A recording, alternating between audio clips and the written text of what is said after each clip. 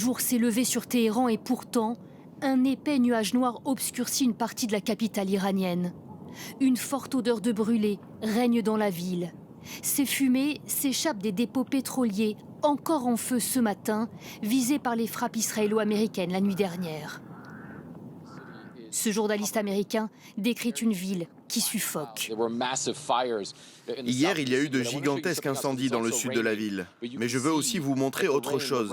Il pleut. On peut voir que l'eau de pluie est noire, remplie de pétrole.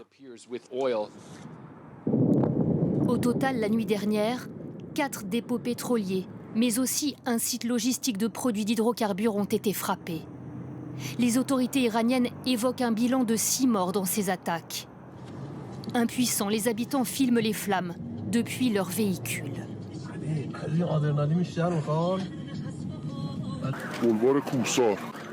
Depuis la fin de l'autoroute et jusqu'à perte de vue, tout est en train de brûler. En 24 heures, l'armée israélienne affirme avoir lancé 400 attaques contre l'Iran. Ce sont 3400 frappes depuis le début de la guerre, visant l'appareil politique, militaire et les infrastructures du pays. Et Israël l'affirme, son armée continuera avec toute sa force.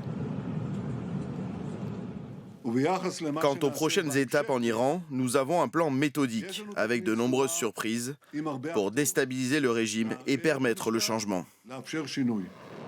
L'Iran, de son côté, assure être capable de se battre 6 mois contre la coalition israélo-américaine.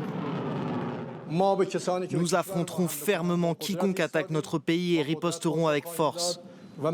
Notre nation, notre peuple et bien sûr nos forces armées défendront notre patrie avec puissance. La nuit dernière, l'Iran a continué de viser les pays du Golfe. À Koweït City, une frappe a endommagé le siège de la sécurité sociale. À Dubaï, une attaque iranienne a été interceptée, mais un débris est tombé sur une voiture, faisant un mort.